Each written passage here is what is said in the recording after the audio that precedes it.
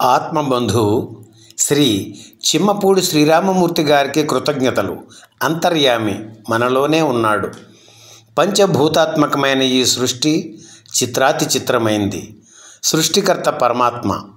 ఆయన మనతో మాట్లాడుతూ ఉంటాడు. మనకు వినే ఓపిక తీరిక ఉండవు. నాభిలో కస్తూరిని ఉంచుకుని దానికోసం గడ్డిలో వెతికే లేడిలా ఎక్కడెక్కడో స్వామి కోసం అన్వేషిస్తూ ఉంటాం. ఆయన మనలోనే ఉన్నాడు. బుద్ధి అనే శక్తి ద్వారా హెచ్చరిస్తూ ఉంటాడు. అంతరాత్మ ప్రబోధం నిత్యం జరుగుతూనే ఉంటుంది. దాన్ని గ్రహించి అప్రమత్తులం కాకపోవడం మన అవివేకం, అజ్ఞానం.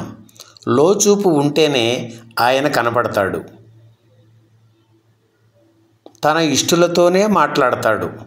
ఇష్టులంటే ఎవరు?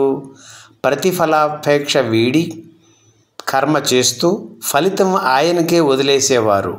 వారినే భక్త శిఖామణులు అంటాం.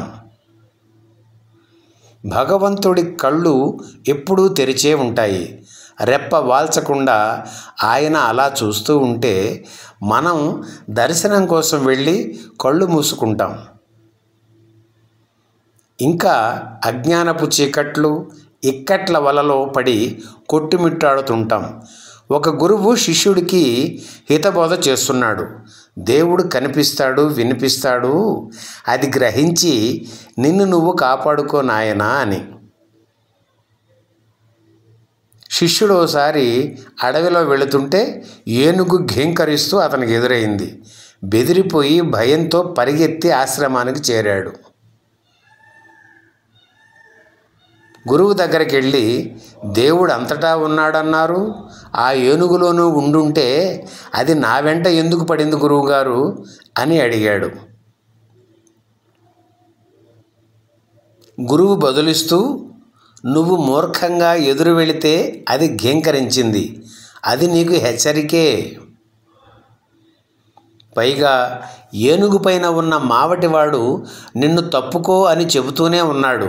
ఆయన దేవుడే, కానీ నువ్వే వినిపించుకోలేదు, అదే అజ్ఞానం అన్నారు. హరిని అహంకారంతో దూషించి కన్న కొడుకు ప్రహ్లాదుణ్ణి చిత్రహింసలు పెట్టిన హిరణ్యకశిపుడు ఆ బాలుడితో శ్రీహరి చెప్పించిన పలుకుల విలువను అర్థం చేసుకోలేకపోయాడు. సృష్టిలో ప్రతి అణువు నుంచి మనకు భగవత్ సందేశం వినిపిస్తూనే ఉంటుంది. నేడు దొరికిన ఆహారంతో సంతృప్తి చెందమంటాయి పశుపక్ష్యాదులు.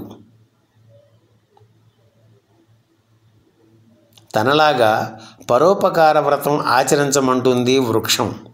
నిశ్చలంగా ఉండమంటుంది పర్వతం. నిర్మలంగా జీవన ప్రవాహం కొనసాగని అంటుంది నది.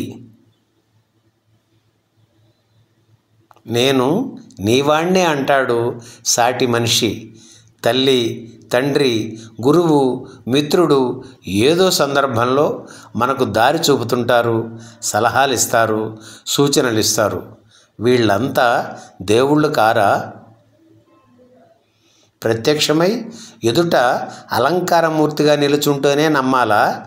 అందుకు కావాల్సిన యోగ్యత, తపన, భక్తి ప్రపత్తులు, ఆత్మసమర్పణ భావం, ఆర్తి, శరణాగతి అనే లక్షణాలు మనలో ఉండాలిగా.